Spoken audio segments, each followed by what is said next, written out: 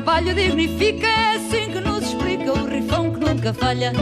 É ou não é? Que diz toda a verdade. É que só por dignidade no mundo ninguém trabalha. Bienvenidos a bordo, a este programa que insiste con la misma tripulación, Sebastián Dumont, Javier García. Yo no me considero comandante y le quiero preguntar a Sebastián, para empezar, ¿qué querés que te hable? ¿De este crimen que ha habido del secretario de Cristina y su consecuencia política y su derivación política? ¿O de un desayuno que va a ser de una intensidad importantísima dentro del gobierno, más allá de la certeza o no de lo que haya ocurrido en ese lugar? ¿Con qué empezamos? Empecemos con el desayuno, ¿te parece, Roberto? Bueno, te voy a hacer caso para hacer más participativo el programa. El desayuno duró aproximadamente 1 hora 40. Hubo 3 participantes: el presidente Alberto Fernández, Eduardo Duhalde y José Ignacio de Mendiguren. Sí. Hay un enigma sobre este desayuno, porque el pacto de los 3 había sido que lo que allí se decía era por lo menos reservado. Sin embargo, casi todo el mundo se enteró de lo que pasó en esa reunión. Una reunión importante en el sentido de que Alberto Fernández fue interpelado por Duhalde, tuvo que discutir con él. Son varios los temas que trataron. Duhalde iba con una carga negativa, producto de que él 10 días antes había organizado un almuerzo con sindicalistas, empresarios, algún sacerdote, creo, algún hombre de gobierno, y desde el Instituto Patria le dijeron: por favor, suspendan todo con ese personaje. Se enojó, Fernández lo llamó, no lo atendían, qué sé yo. Bueno, finalmente se hizo un desayuno de paz, pero no fue tan de paz, porque Duhalde lo encaró a Fernández con su mejor buena voluntad para decirle que hay un problema de autoridad en la administración pública de la Argentina y que ese problema de autoridad lo tiene que resolver Alberto Fernández, que él no puede funcionar con el doble comando. Esto es, que se tiene que sacar de encima a Cristina Fernández de Kirchner. En realidad, la verdad que visto o planteado de ese modo, es casi un golpe de Estado al mejor estilo de otras épocas o de otros periodos, porque siempre hubo conflictos entre el presidente y el vice. Aparte de eso, descargó sobre el gabinete una ristra de imputaciones, debilidades, flaquezas, ignorancias brutales. Defendió, por lo que sé, Alberto Fernández a alguno de sus ministros, sobre todo al jefe de gabinete Cafiero, sobre quien Duhalde llegó, digamos, fue el que más cuestionó, pero no lo cuestionó por su eficacia, sino lo cuestionó por un problema de personalidad, porque sabe que no hay ningún gobernador que lo llame, que tenga el placer de llamarlo a Cafiero, ni un intendente, ni un jefe comunal, etcétera. Lo considera una persona, digamos, no demasiado significativa para ser jefe de gabinete de la Argentina. ¿Qué le dijo Fernández? Fernández le dijo: para mí, Santiago Cafiero es el alma mater de mi gobierno y mío. Siguió la crítica con otros ministros por parte de Duhalde, porque dijo que no lo protegían ni lo rodeaban bien al presidente y que era necesario un cambio. Esto como ves ha sido un desayuno picante. La curiosidad es que trascendió lo que se habló ahí, que nadie sabe exactamente quién fue el que primero dio la versión y cómo esa versión se fue multiplicando. Tampoco se sabe exactamente qué es lo que le respondió Alberto Fernández a Duhalde. Eso sí que no trascendió, especialmente por el tema de Cristina de Kirchner. sí le reconoció, casi con dolor, que uno de sus mayores errores recientes había sido el tema de Vicentín, demostrar la posibilidad de que esa empresa fuera intervenida y expropiada. Para Fernández ese ha sido uno de sus más importantes errores e implícitamente también reconoce una crítica a Cristina Fernández, a quienes le atribuyen la autoría intelectual del proyecto de expropiación. Hasta aquí la situación. Sí. ¿Cuándo va a haber cambios? Nadie sabe, pero empezó un corrillo de versiones sobre cambios para más o menos agosto, una vez que se supere el episodio de la deuda externa, si es que se supera, sobre lo cual podemos hablar después, y una vez que pase, digamos, el pico de la pandemia. Eso es, en alguna medida, parte de lo que sueña Duhalde. Porque ya sabemos que de Fernández no tenemos respuestas. Si querés, en otro momento del programa, sí, te cuento cuáles son los nombres, las figuras y lo que pretende y lo que sueña Duhalde con el gobierno de Fernández. Y me olvidé de un detalle. Sí. Mencionó en el desayuno una crítica también muy directa a un dirigente sindical. Cuestión que hasta ahora nadie sabe cuál es la razón, salvo la amistad, la gran amistad, casi una sociedad, que Duhalde tiene con Hugo Moyano. Duhalde en el desayuno criticó duramente a Daer, el de la CGT. Roberto... Suspendo acá. Sí. ¿Querés preguntarme algo? Sí. ¿Crees que está absolutamente descartado que Duhalde pueda ser parte, si bien él manifestado muchas veces que no es su interés ocupar cargos públicos, que tenga algo que ver con el futuro Consejo Económico y Social que tanto se lo mencionó a Lavagna y que incluso, por lo que tengo, hay algunos sindicalistas muy importantes que hasta sugirieron en algún momento el nombre de Duhalde para ese lugar? Bueno, el que se decía para ese lugar era el propio Lavagna. Claro, pero Lavagna dice que no. No, bueno, y Duhalde también va a decir que no, porque dedicarle horario completo a esa actividad, salvo que no quieran trabajar mucho, pero si hay que trabajar, no sé si Duhalde ya está en condiciones de mantener una actividad tan prolongada. De cualquier modo, si todo este proyecto que lo ha acompañado, porque ahí ya me estás haciendo entrar en el tema de lo que sueña Duhalde, y sí, quiero dejarlo para después. Dale, eso. Lo dejamos para después. Y pasemos un poco a este famoso crimen en el Calafate del secretario de Cristina de Kirchner, y a esta complicación, el barullo político de un comunicado un poco pueril, diría yo, e intencionado de la gente de Cambiemos, sobre el asesinato, cuando es medianamente obvio lo que ha ocurrido allí, por las características de los que ya han confesado, o se supone que confesaron, y por las características también del personaje. Lo que sí quiero mencionar es la mala suerte que tiene Cristina de Kirchner. Porque ustedes piensen, el caso de este hombre Gutiérrez, asesinado hace 48 horas o un poco más, lo que demuestra es que era un hombre con importantes propiedades y dinero, que seguramente no lo hizo trabajando como secretario de Cristina, mejor dicho, por la remuneración que le podían haber dado trabajando de secretario de Cristina y de Néstor Kirchner.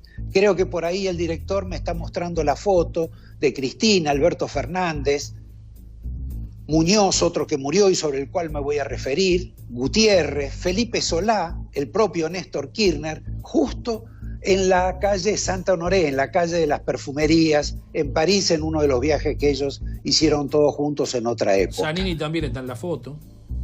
Ah, exacto. Lo que quería comentarte es la mala suerte de Cristina, porque sus secretarios, estos dos secretarios, que Muñoz murió hace 1 año y medio aproximadamente, son la muestra el símbolo de lo que es un secretario exitoso, entendido en la jerga política como una abogada exitosa, porque tanto Muñoz como Gutiérrez tenían fortunas inmensas, inexplicables. Murió Muñoz, murió de cáncer, pero todavía están discutiendo la cantidad de bienes que se descubrieron en Miami. Estamos hablando de cifras extravagantes, 150 millones de dólares, de alguien que fue simplemente un secretario. Estamos hablando de otro señor que también tiene tenía una fortuna importante, que es el caso de Muñoz. La mala suerte que tiene Cristina con esta suerte de deslealtad de secretarios que terminaron haciéndose ricos a costa de ella. Lo mismo que alguien que ella consideraba una suerte de hijo adoptivo, como lo dijo públicamente en un discurso en la Casa Rosada, refiriéndose a José López, cuando en ese momento ella lo trató de hijo adoptivo a Lópezito, a mi querido Lópezito, que se crió con nosotros, hablaba delante de Néstor, que nos había acompañado en el sur y los acompañaba ahora, en ese momento, en el gobierno. Y después apareció tirando bolsos con 9 millones de dólares. Este es otro caso de mala suerte. Suspendo esto porque tengo que presentar la entrevista que le hicimos a Javier Milei, persona que alarma de solo verlo, no solo de escucharlo. Lo vamos a hacer en 2 partes, pero también tenemos otra entrevista. Tenemos otra entrevista con alguien que fue una figura clave durante el gobierno de Mauricio Macri. Estoy refiriéndome a Jaime Durán Barba. Lo encontramos en Ecuador, con él estuvimos charlando e inesperadamente, te quiero decir, sí, Sebastián, hace un anuncio sobre la vacuna contra el virus. Un anuncio que es superior en tiempo al que yo les iba a prometer. Pero eso se los cuento después. También tenemos entrevista con la clínica del doctor Wala y un reportaje de Javier García a Juan Pablo Lolé, que fue embajador de los Kirchner. Fue embajador en España, pero fue también embajador en Brasil, y que se refirió estricta y críticamente a la actitud de Alberto Fernández de darle un portazo al país boliviano en la última reunión del Mercosur, a un maltrato inesperado en el mundo de la diplomacia y al recuerdo anterior de su diálogo con Lula diciendo que estaba solo en este mundo por la revolución y que solo lo acompañaba López Obrador de México, el mismo hombre, el mismo presidente que cura el virus con estampitas. Empezamos con el reportaje a Javier Milei. Javier, vos antes de las elecciones, inclusive cuando recién empezó el gobierno, tenías expectativas favorables y las transmitiste de que Alberto Fernández iba a hacer una gestión económica interesante. Desde entonces a ahora, ¿te entusiasma, te defrauda? ¿Qué es lo que pasa? Mirá, Roberto, yo de Alberto Fernández sigo pensando lo mismo en el plano personal. Sigo considerando que es una persona muy inteligente, que es un gran armador político y que es un gran pragmático. Y de la misma manera que afirmé al inicio de su gestión, él iba a estar obligado a hacer populismo, sí, porque se debía a su base de sustentación política. Y lo que sucede es que con el tema del coronavirus, ese giro hacia el populismo, y te diría hacia el socialismo, se vio recrudecido, por lo cual, digamos, está acelerando el ritmo al cual vamos camino a la crisis, y una vez que la crisis estalle, ahí nos vamos a encontrar con el verdadero Alberto Fernández. Ahora, escúchame, cuando la crisis ya estalló. La caída del PBI de la Argentina es extraordinaria. La tasa de emisión es más grande el iceberg de la emisión que el iceberg del coronavirus. ¿Cómo es esto? ¿Todavía vos imaginás situaciones peores? Perdóname, pero me parece que me estás dando una respuesta política y no económica. Es que yo todo lo que sostengo es que todavía no hemos visto lo peor. Es decir, vos vas a ver una crisis peor que lo que fue la crisis del 2001-2002. Es decir, eso está claro. Porque vos fijate que con la caída del mes de abril del PBI de un 26,4%, ya acumula una caída del 11%, y eso ya en términos de caída de actividad es la peor crisis de la historia argentina, sino que además le vas a tener que sumar el tema de la hiperinflación. Entonces, cuando vos combines esa caída del PBI más la hiperinflación, vamos a ir a la peor crisis económica y social de la historia argentina, porque te vas a encontrar con cerca de un 75% de pobres, y creo que esa situación es difícil de manejar hasta el propio peronismo.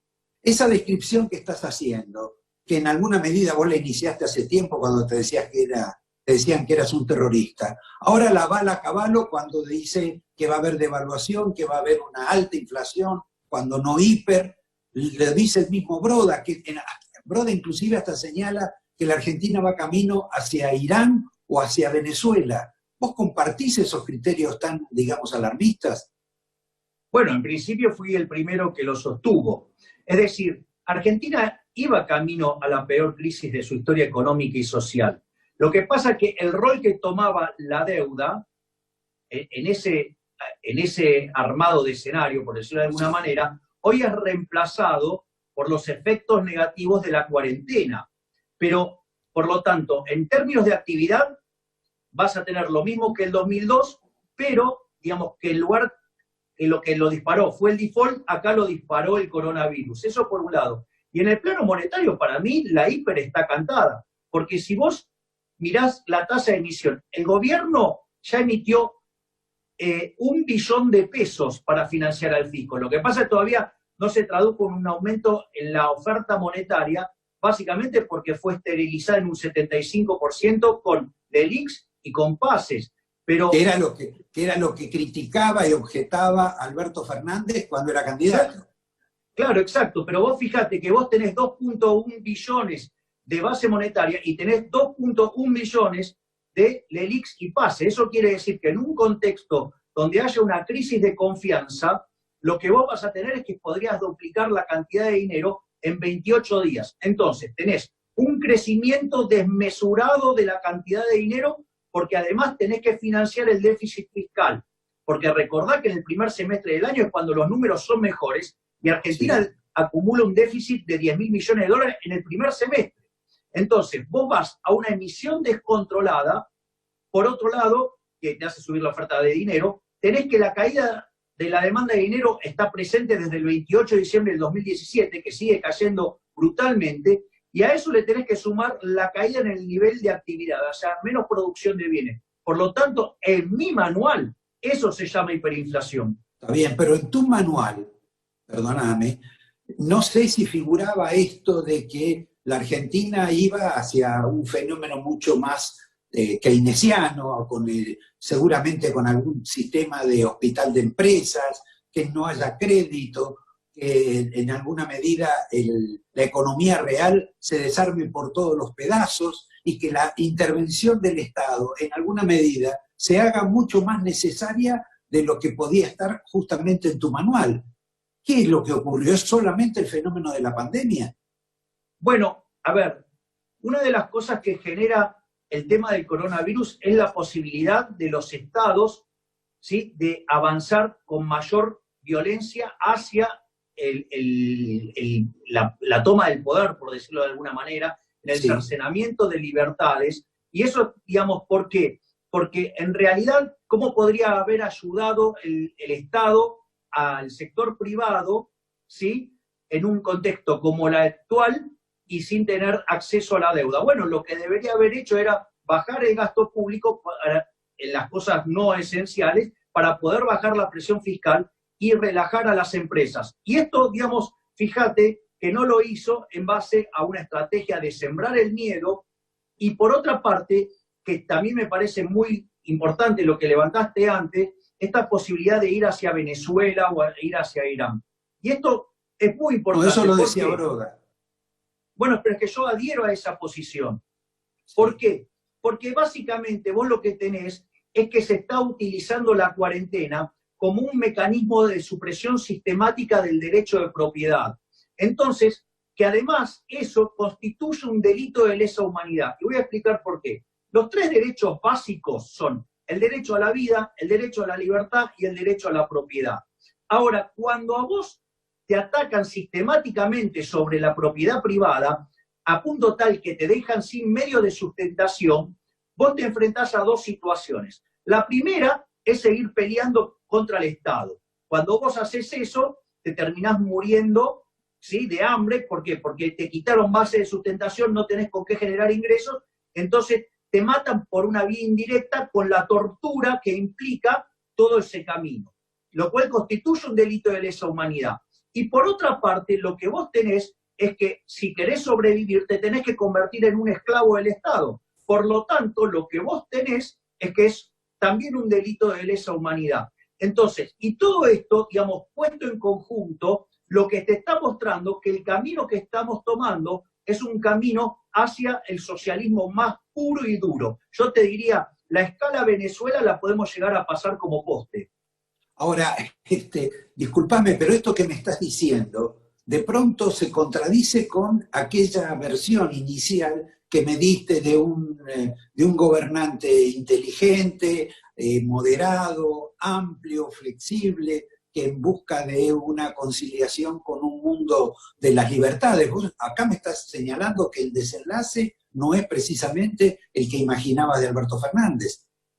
A ver, yo digo, de hecho, para mí todavía la crisis, en el formato que nosotros definimos crisis, todavía sí, no tuvo lugar. Lo que está pasando ahora es, lo que estás viendo es el Alberto Fernández que está condicionado por su base de sustentación política, y el tema del coronavirus lo hizo radicalizarse hacia la izquierda. Es decir, pero cuando estalle la verdadera crisis, cuando vos, digamos, la caída del PBI esté acompañada por un gran aumento del desempleo, gran caída del salario real, ¿sí?, aumento de pobres, aumento de indigentes, con una hiperinflación, ese es el verdadero momento de crisis, donde vos tenés un problema económico y social grave, y entonces ahí Alberto Fernández va a tener que decidir hacia qué lado se mueve, pero con un aditamento adicional que se va a tener que resolver la interna del peronismo. Y por un lado ahí vas a tener a la señora Cristina Fernández de Kirchner con su ejército de niños de la Cámpora,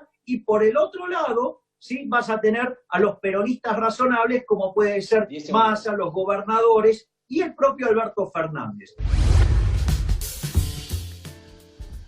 Estimado Sebastián, sí, te voy a pedir que no te olvides de preguntarme después sobre el tema de lo que sueña Duhalde para el gobierno de Alberto Fernández, porque en alguna medida tiene que ver también con el episodio de que al trascender este desayuno se ha armado un despelote enorme dentro del Instituto Patria. Sí. Imagínate vos las situaciones que hay, los comentarios que se realizan, y no quisiera imaginar lo que piensa la doctora de Kirchner.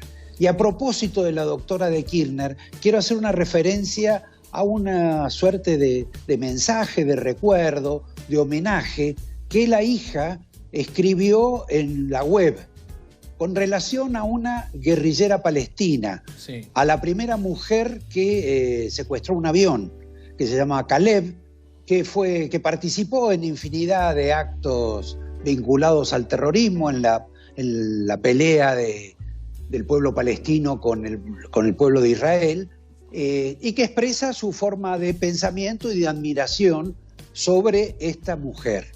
Hay 2 comentarios al respecto.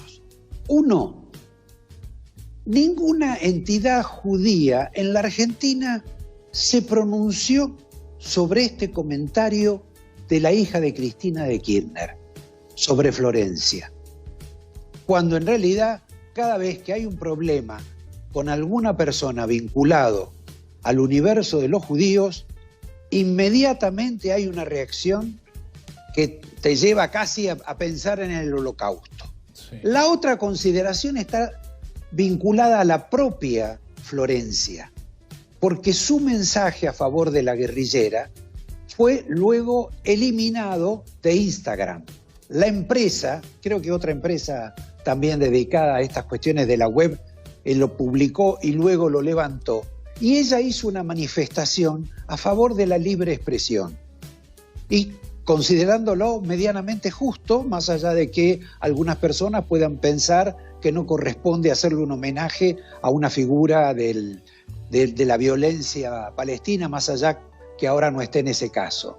Pero la pregunta que yo quisiera hacer, esa preocupación por la libre expresión de Florencia es comprensible, es adecuada, pero me hubiera gustado que también ella le hubiera reprochado a la madre que no le hubieran impedido hablar al juez Moro, el hombre que destapó el escándalo sudamericano más grande de corrupción, que fue el lavallato de Odebrecht, y del cual todavía en la Argentina quedan pendientes hechos de la administración de los Kirchner y de la administración de Macri. Pero bueno, suspendemos acá y vemos la segunda parte y la última parte de Milei, referida sobre todo al tema de la deuda, que como vos sabés, mañana la Argentina presenta su última oferta ante los bonistas y en la SEC de los Estados Unidos.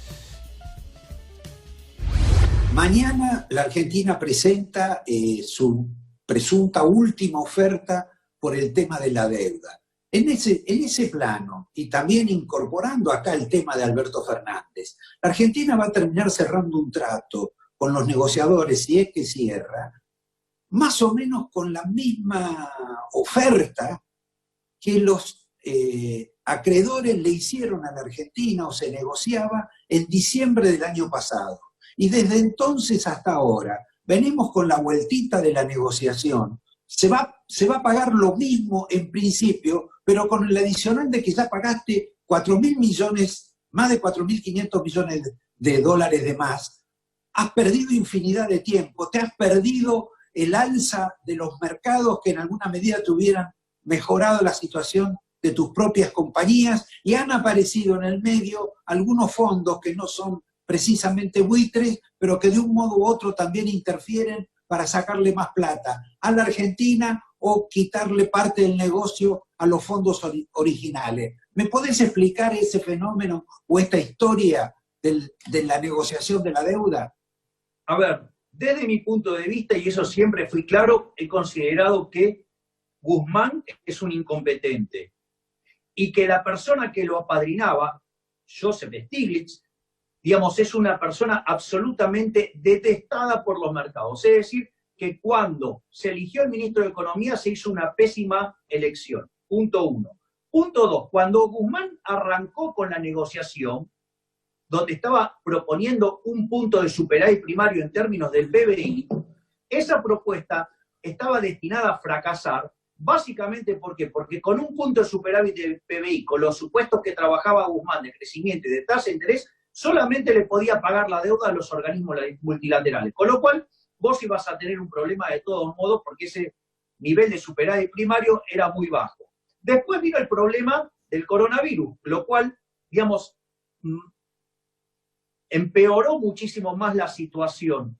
Ahora, el punto es el siguiente. Yo voy a hacer un ejercicio mucho más osado, por decirlo de alguna manera. Supongamos que la negociación sale acorde a como quiere Argentina, que es un supuesto muy duro.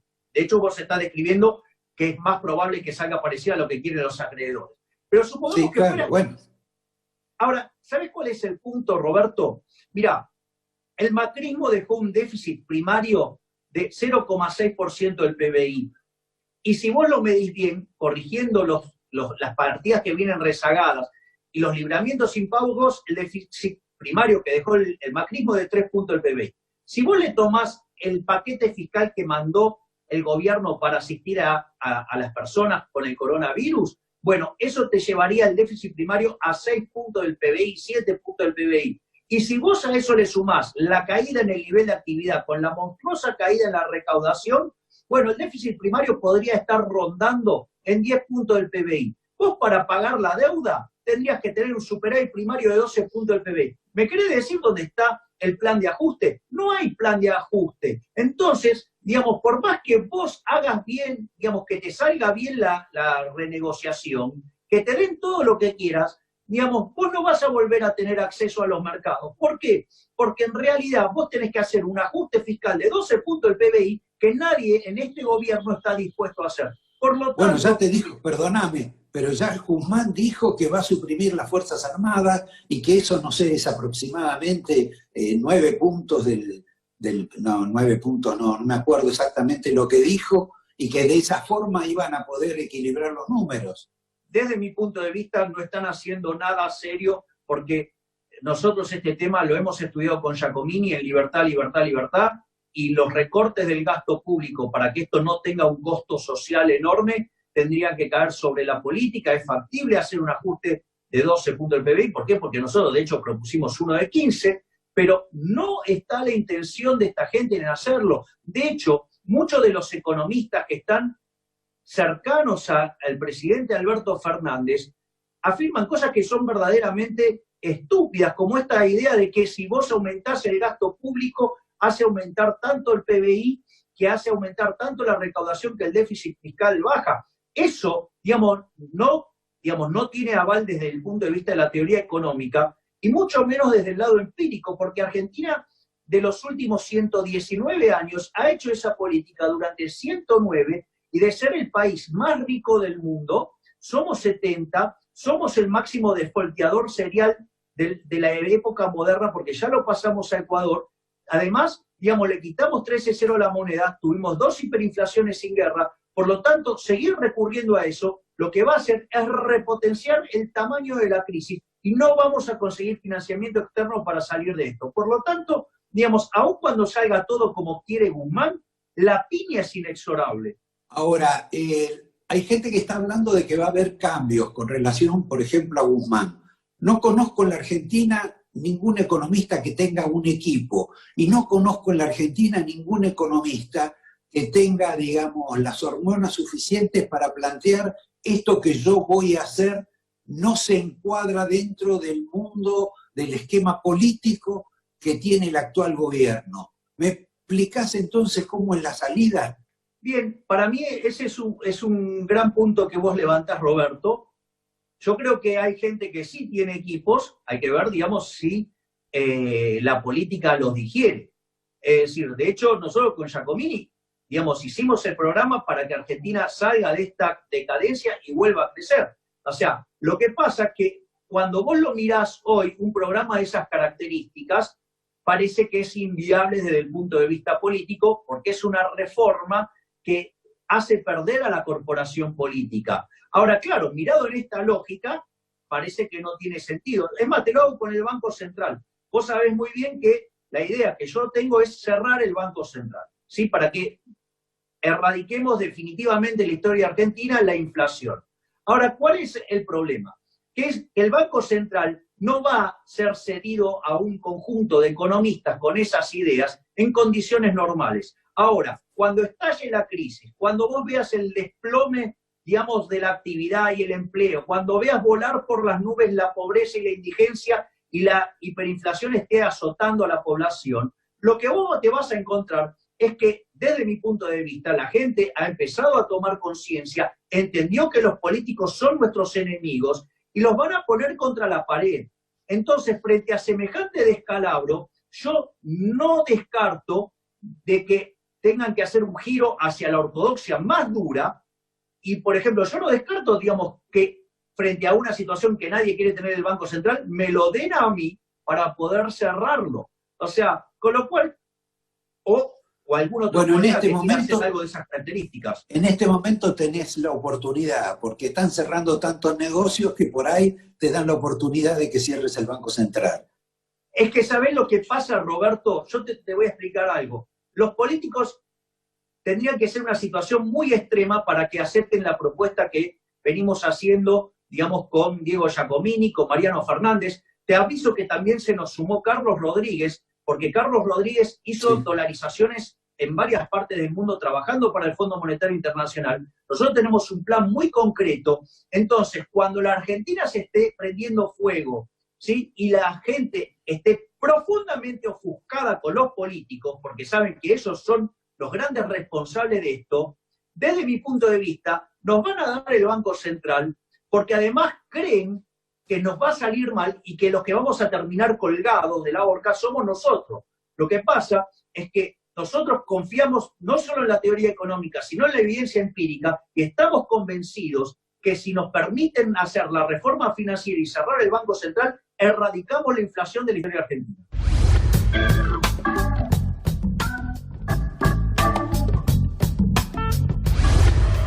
En tiempos de vacilación y ansiedad, la tendencia natural sería esperar. A medida que el contexto evoluciona, surgen nuevos desafíos y oportunidades. La adaptación de las empresas a estas circunstancias produce la necesidad de cambios e innovación. Por eso, Adrián Mercado te acerca a Subastas Online, el espacio virtual en el que vendedores y compradores optimizan distancias y tiempos.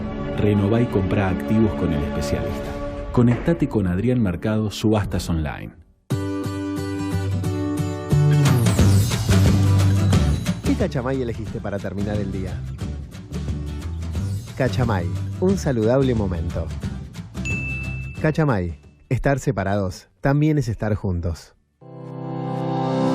El campus virtual de UTEDIC moderniza la capacitación y federaliza las oportunidades educativas. Esta plataforma virtual dedicada a la formación solo requiere que el o la afiliada cuenten con un dispositivo con internet y ganas de adquirir nuevas herramientas para enfrentar un mercado laboral cada día más exigente. No importa dónde te encuentres, importa a dónde querés llegar. UTEDIC, compromiso con los trabajadores. En Macro vos elegís, nosotros estamos cerca. Te ofrecemos productos que se adaptan a lo que necesitas. Préstamos personales, adelanto de sueldos y haberes, créditos para autónomos y monotributistas, alternativas de financiación para tu empresa y comercio. Conoce más en macro.com.ar. Macro, cerca siempre. El campus, donde conectás lo académico con lo profesional, donde aprendés haciendo, donde creás tu red de contactos, donde lográs tus aspiraciones profesionales. No importa dónde estés, el campus, presencial o virtual, es tu lugar y está a tu alcance. El campus es WAD. Descubrilo y convertite en lo que querés ser.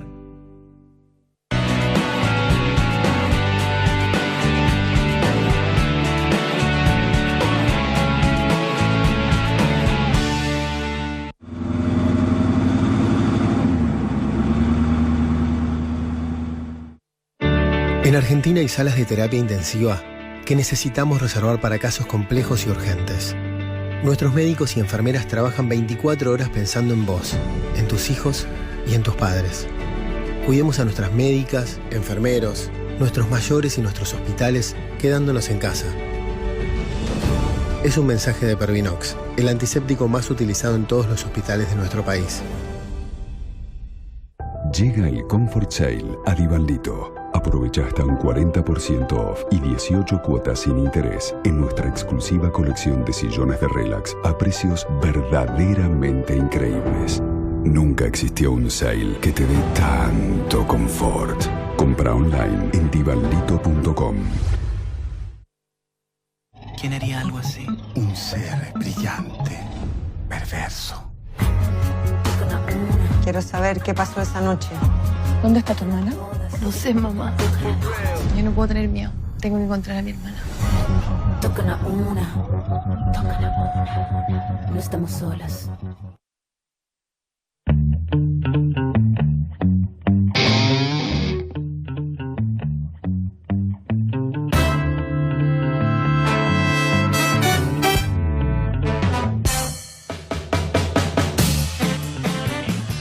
Habrás visto, Sebastián, una coincidencia bastante extraña entre lo que nos dijo Milei sobre la piña, la crisis, la inminencia de una situación grave, y lo que han dicho, por ejemplo, Grabois el otro día, en tono más bien intimidante y amenazante, diciendo como que ellos iban a robar, que se venía una ola de violencia por la situación, y que coincide también con Mario Ischi, que Mario Ischi dijo lo mismo. Son tres personalidades opuestas, frontalmente opuestas en materia ideológica, y sin embargo coinciden en una suerte de desenlace peligrosísimo para la Argentina. Pero esa era una referencia nomás. Sí. Quiero volver, para que vos no te olvides, y para evitar que me lo recuerdes, al tema del episodio este de Duhalde y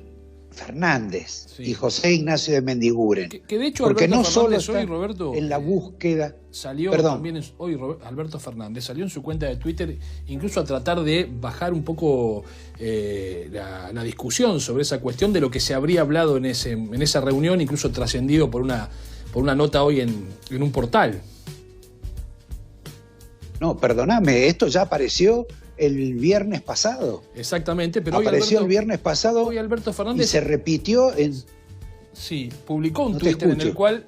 hoy Alberto Fernández publicó un Twitter en el cual trató de desmentir a nuestra colega Nancy Pasos por esta situación y por lo que había escrito en Infobae, a propósito de esa reunión y de lo que vos contabas de que Duhalde justamente le dijo a Alberto Fernández el tema de Cristina.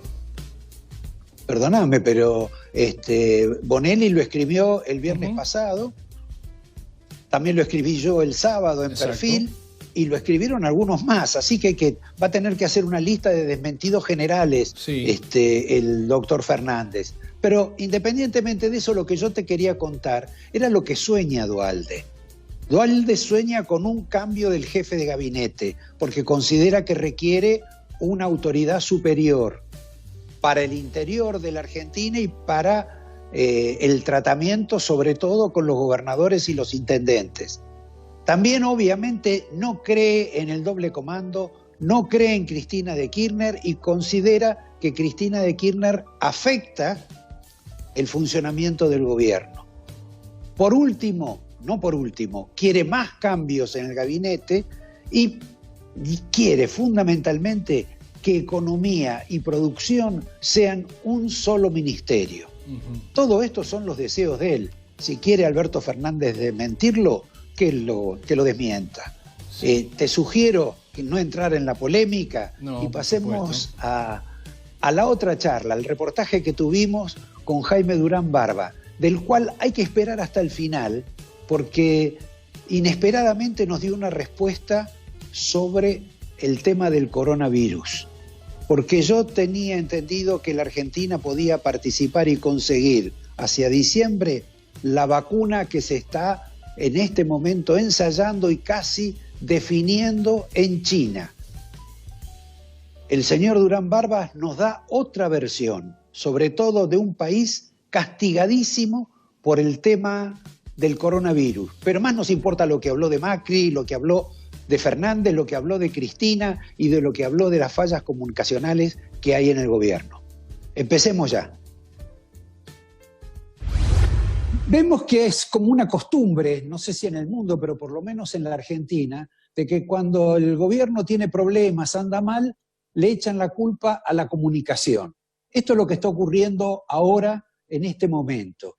Para vos la comunicación, las fallas o no de la comunicación, ¿son, digamos, el chivo expiatorio de los gobiernos cuando andan mal?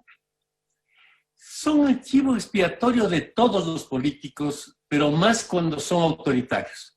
Yo creo que en Estados Unidos, país en el que trabajo y con el que tengo mucha relación, el señor Trump tiene la obsesión de la prensa, la obsesión de pelear con CNN. De hecho, masivamente en Estados Unidos los medios están en contra del presidente Trump de manera militante. Sí. En la campaña anterior fueron 618 medios que estuvieron con Hillary y 13 con él. Creo que en esta habrá menos todavía con él. Ahora, volviendo otra vez un poco a la Argentina, vos estuviste, viviste, trabajaste mucho tiempo acá y, bueno, trabajaste con Macri. ¿Te seguís viendo o hablando con Macri? Menos, pero sí, las últimas semanas no nos hemos hablado. Pero mantengo la relación con él. No, actualmente no. Pero tengo buena relación con él, con Horacio, con María Eugenia, con un buen sector de Argentina. También con personas que están con otros puntos de vista. Yo soy enemigo de las verdades. No me gusta hablar solo con los que piensan parecido.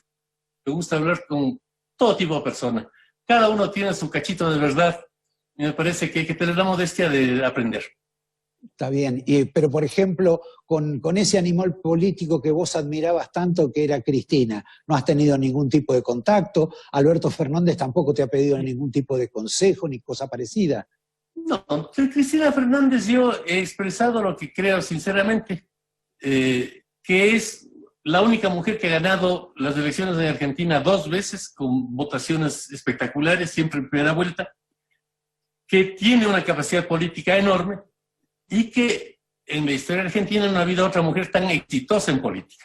La otra mujer que tuvimos de presidente fue Isabel Martínez, que sinceramente no llegó por sus méritos, sino porque era vicepresidente de su marido. Esa no, tiene su propio lugar.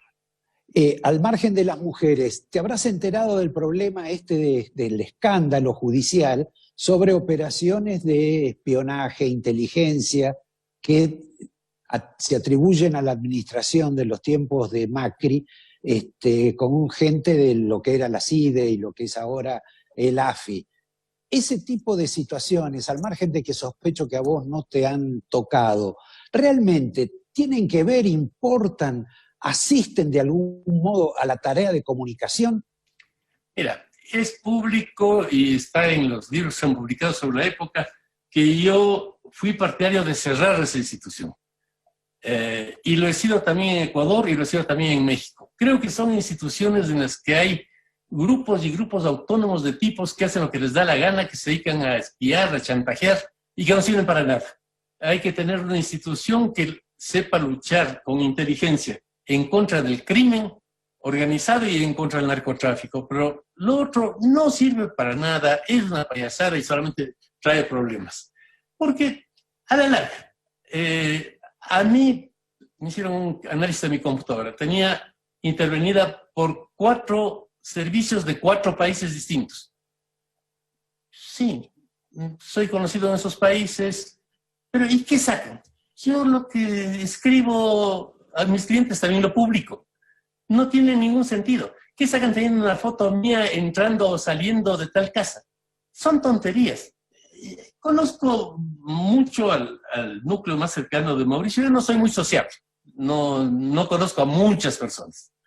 Pero sí a Mauricio, a Marcos, a todo ese círculo. Sí. Te puedo asegurar que en 15 años que estuvimos trabajando juntos, nunca tuvimos una reunión para conversar sobre la señora Kirchner. Nunca hablamos de los adversarios, nunca nos interesó. No son personas dedicadas a eso. Para vos, la Argentina es un país de centro izquierda o de centro derecha. Es ideológicamente el país del despelote. O sea, el peronismo, que es el movimiento hegemónico, tenía en su interior, cuando yo era estudiante universitario, yo pasé la década del 70 en Argentina, hace muchos años. Sí. Estaban al mismo tiempo los montoneros y las 3A. ¿Puedes pensar en algo más disímil que eso? No, pero estaban ahí. O sea, esto del movimentismo ha permitido que se mezcle todo tipo de gentes en todo tipo de lados, y las ideologías que nunca fueron muy sólidas en los últimos 30 años en Argentina simplemente fueron un despelote. Hablando de esos despelotes ideológicos que hay como una especie de fenómeno nuevo dentro del peronismo, dentro del oficialismo, que es una figura de una persona que es militar, que es médico, creo que es abogado, intrépido y osado, funcionario, especialista en seguridad, que ha tomado una estatura diferente. Ese tipo de modelo, casi te diría peroniano, tipo Aldo Rico también, ¿tiene algún tipo de alternativa en sociedades como la Argentina? En el mundo, lo que no tiene mucha posibilidad es el líder normal, digamos. Si tú piensas en Trump, se ha formado ahora este movimiento del Lincoln Project, que por cierto produce unos comerciales maravillosos en YouTube, que son republicanos que quieren sacarle a Trump del Partido Republicano. Trump no es republicano, no es demócrata. No, claro. Es un outsider, es un señor de reality show que ha armado un quilombo mundial espectacular, pero no es republicano.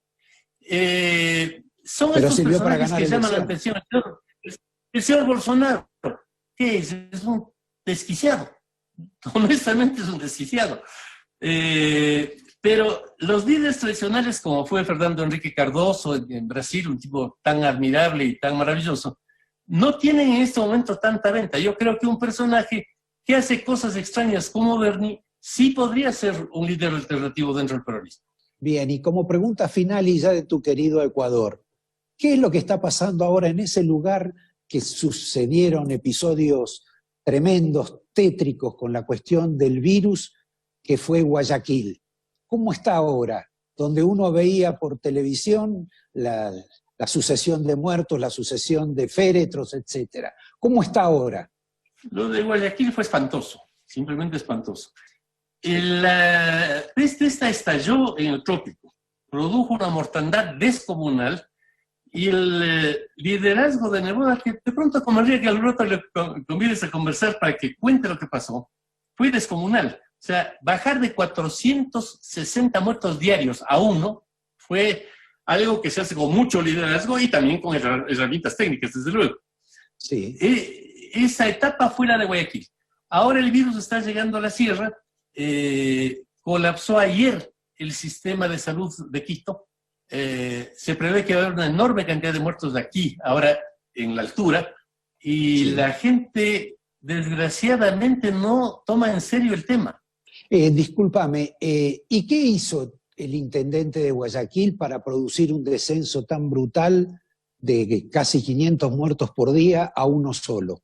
Es un conjunto de medidas. Acá se inventó esto del semáforo. Es rojo, verde, amarillo.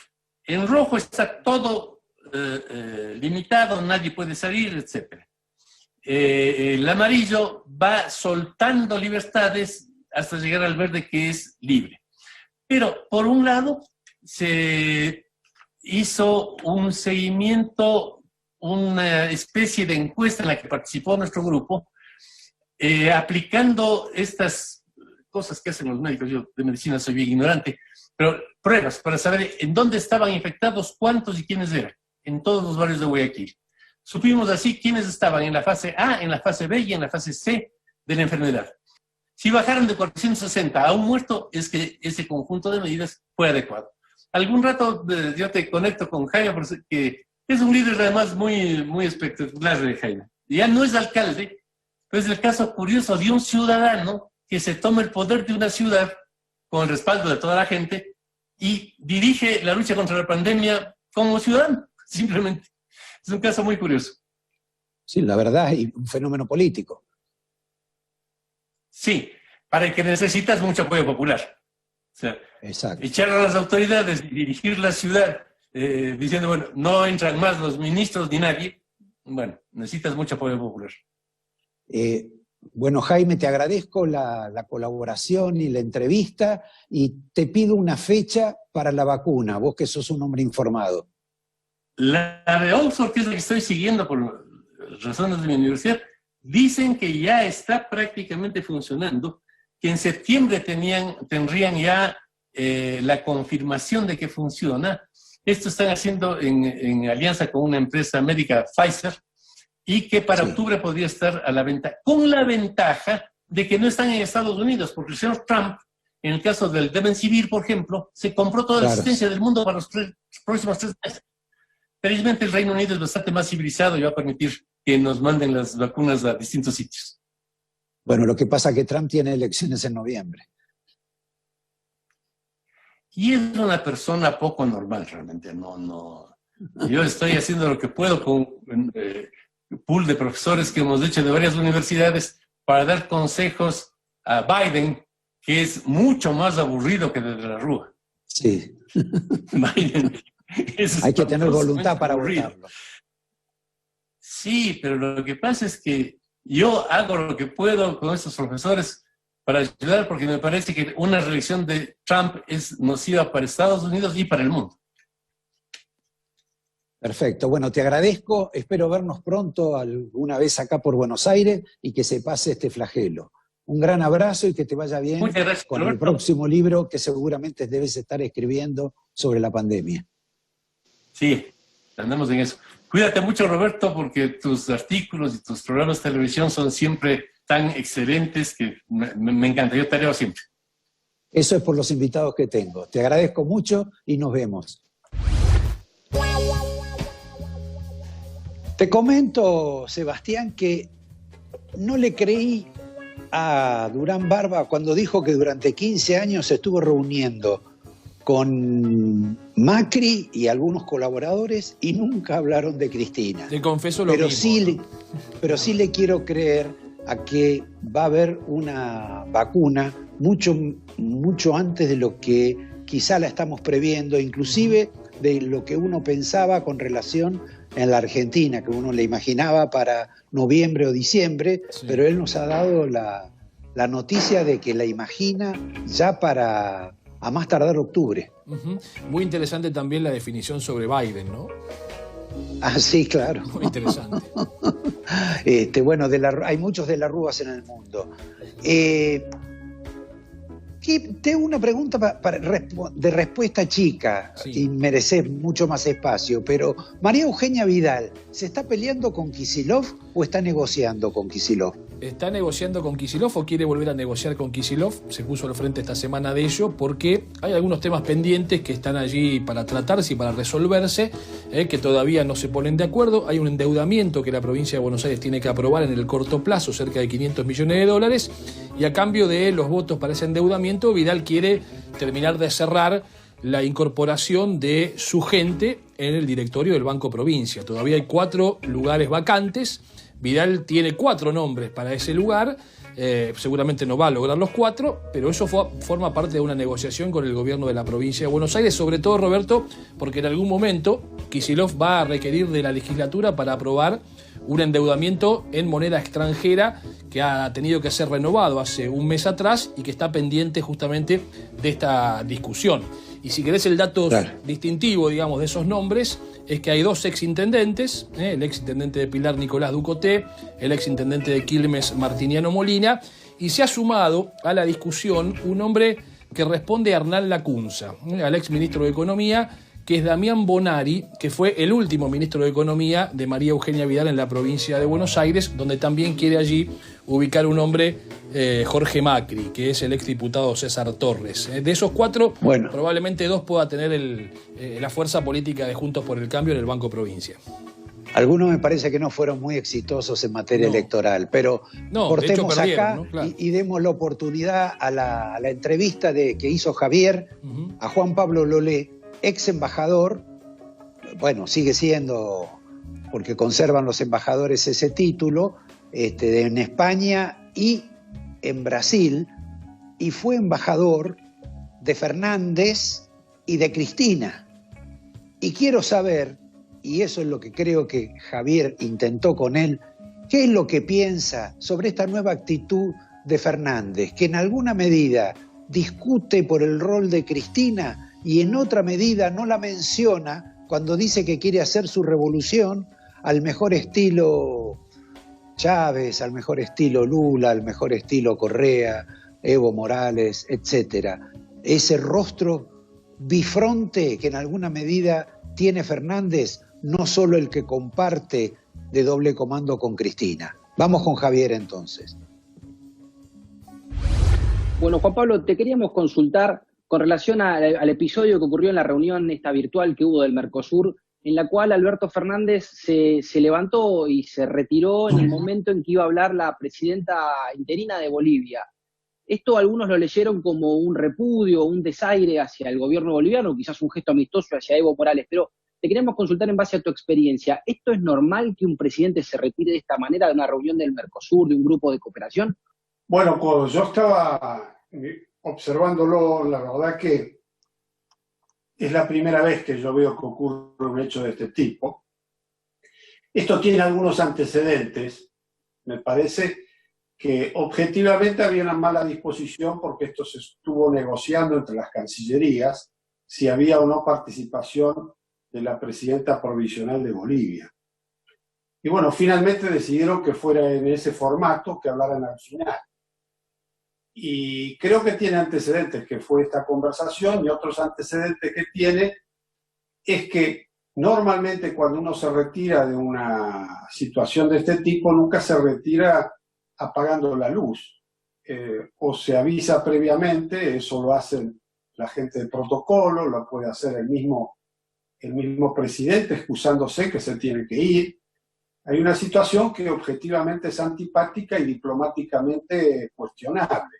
Y era la primera vez que Bolsonaro con Fernández se iban a encontrar en una reunión virtual.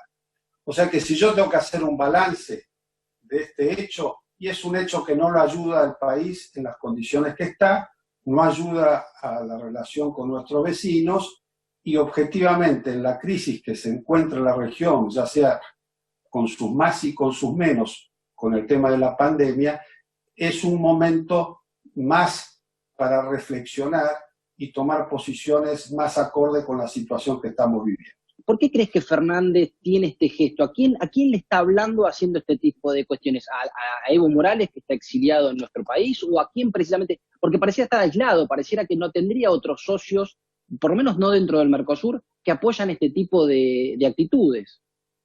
Bueno, él lo dijo una semana atrás cuando se entrevistó por un sistema virtual también con Lula. Dijo que extrañaba a los presidentes de hacía una década.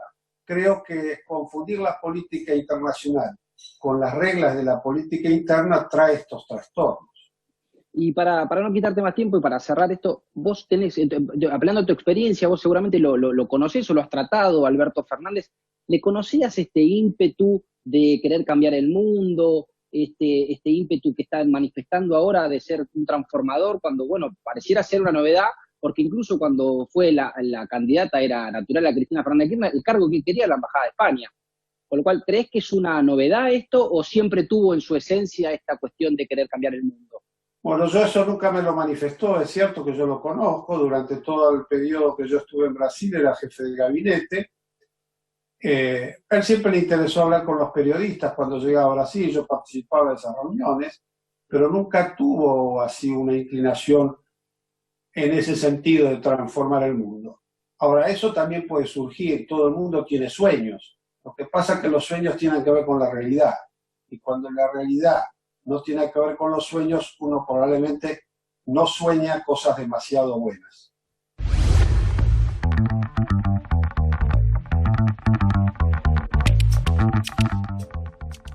Hoy nos toca esperar. Son tiempos distintos, momentos de incertidumbre. Es una oportunidad para relacionarnos de otra forma, en un presente para estar conectados. Como en Adrián Mercado queremos estar más cerca que nunca, ahora te ofrecemos para tu propiedad un valor de referencia online. Conéctate con un nuevo mundo. Conéctate con Adrián Mercado. En Divanlito tenemos los sofás convertibles perfectos para disfrutar al máximo el placer de estar en casa. Aprovecha nuestro aniversario y obtené hasta un 40% off y 18 cuotas sin interés. Compra online en divanlito.com. Descarga la aplicación Cuenta DNI de Banco Provincia en tu celular. Banco Provincia. Estamos dando un paso más para superar todo esto. Del 1 al 17 de julio, por favor, quedémonos en casa. Gracias por este esfuerzo.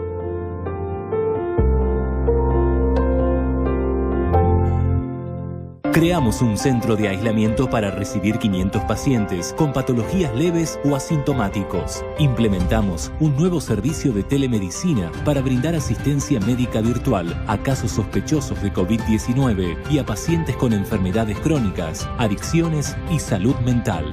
Cada uno desde su lugar, con el corazón puesto en Tigre.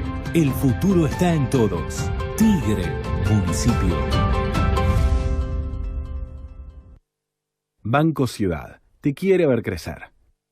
OSPE, Obra Social de Petroleros. Conoce todos los beneficios que tenemos para vos en ospesalud.com.ar.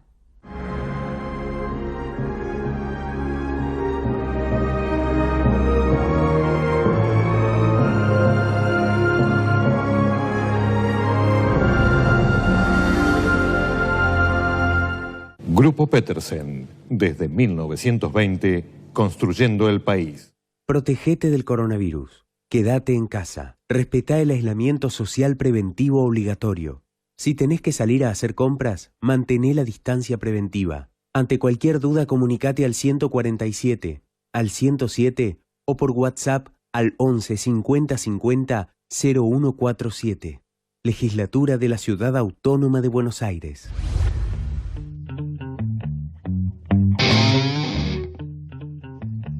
Antes de despedirme y invitarlos a encontrarnos el próximo domingo, quiero pedir disculpas porque no podemos llegar con la nota del doctor Wala, quizá por la cuarentena, y como la cuarentena todavía va a estar el domingo próximo, lo vamos a tener a él, y bueno, vuelvo a reiterar 1000 perdones a esta figura tan significativa de la medicina mental en la Argentina.